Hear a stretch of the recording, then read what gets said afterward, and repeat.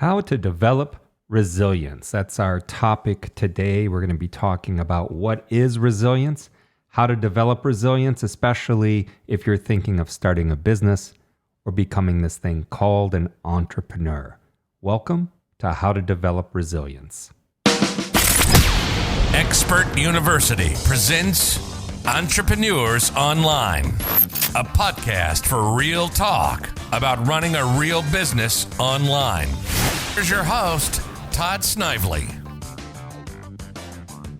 If you have a computer, read self-help books, or even occasionally watch shows like Oprah or Dr. Phil, then you've probably heard about resilience at one point or another. Even as a child, you may have been told that you need to become more resilient. You need to grow your resilience, or that you need to encourage your friends to be resilient.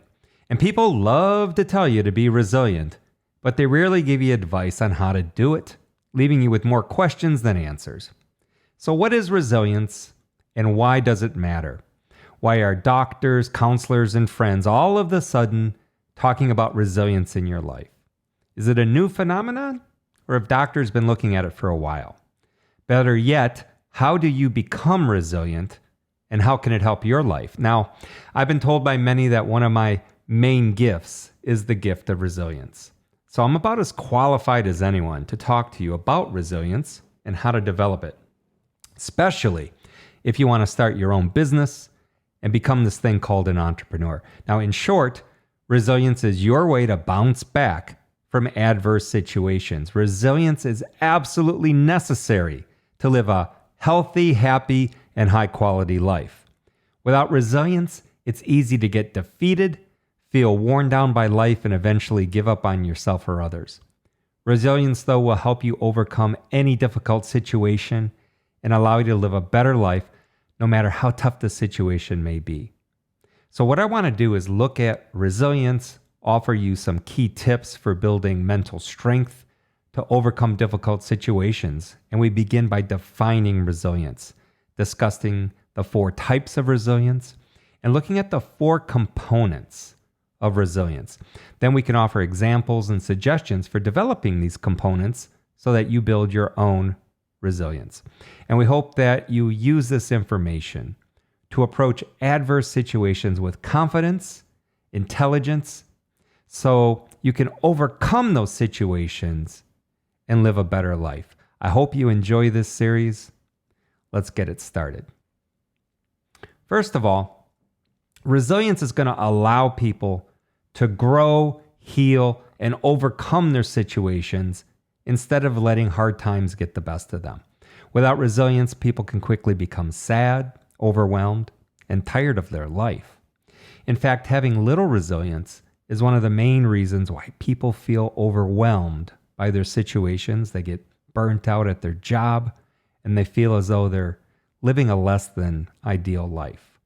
With this in mind, resilience is the key to overcoming any difficult situation and living a better life. So it's imperative to know the limits of your own resilience and learn new techniques to become more resilient in the future. All right, so why is resilience important? It's highly important for one's quality of life. In fact, resilience is one of the highest determiners for one's enjoyment, fulfillment, and growth throughout life. And so for this reason, resilience is important for living the best life possible. If you do not learn resilience, you can easily be taken down by any of life's challenges. If you're trying to start a business and you do not have resilience, I guarantee you are going to fail. Now, some of the most common adversities faced in life can be, changing careers, a stressful work environment, divorce, death of a loved one, financial troubles, moving, raising children, starting a business, and a whole bunch of others. So all of these scenarios require resilience in order to bounce back stronger than before. If you're resilient, you're more likely to bounce back from these situations, even though they will still be tough when you're experiencing them. Take divorce, for instance. I've been through a divorce.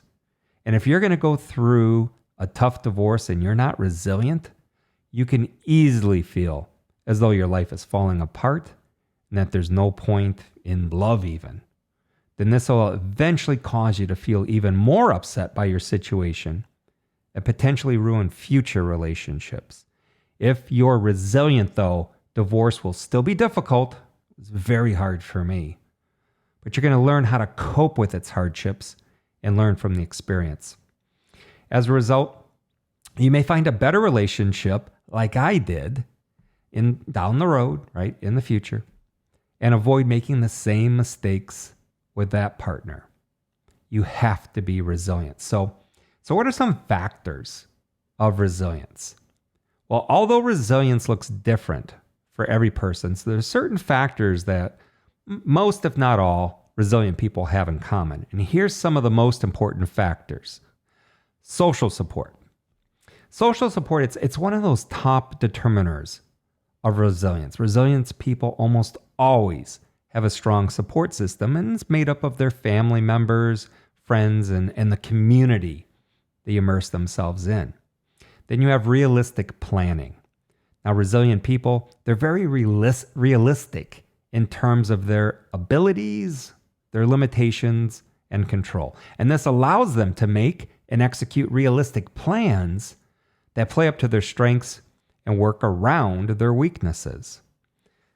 Being confident. Confidence, that's an important aspect of resilient people. Resilient people know their strengths and abilities, which allows them to confront adversity with confidence. And you have to have healthy coping mechanisms, all right? Having healthy coping mechanisms is a crucial aspect of resilience. Coping mechanisms allow a resilient person to problem solve their way through adversity and overcome the hardship. It could have been really, really easy, even like, say, during my divorce, when I could have just succumbed to drinking and other self-destructive behavior. Coping mechanisms are just so important, as is strong communication.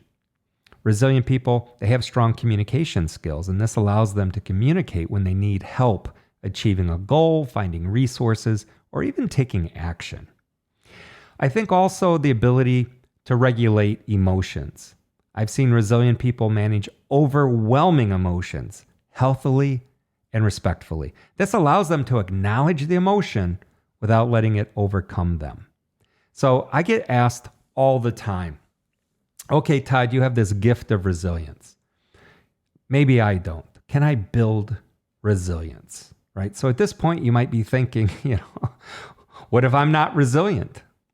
Well, lucky for you, resilience is something that can be built. It's not a destination that people land on or even a genetic predisposition that people are born with. No.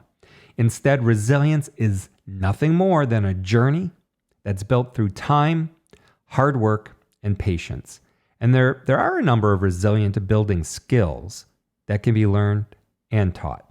And if you think you're not resilient, you can break through your current habits to become more resilient in the future. So in order to become more resilient, though, you need to be self-aware of your current shortcomings, your bad habits, and you need to change them.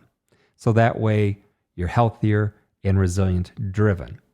And in some of the upcoming podcasts that I'll continue to do for this series, I'm going to look at key strategies for improving your resilience so that you can overcome all adversities in life. We'll see you on the next episode. Thank you. Hey everyone, Kini here.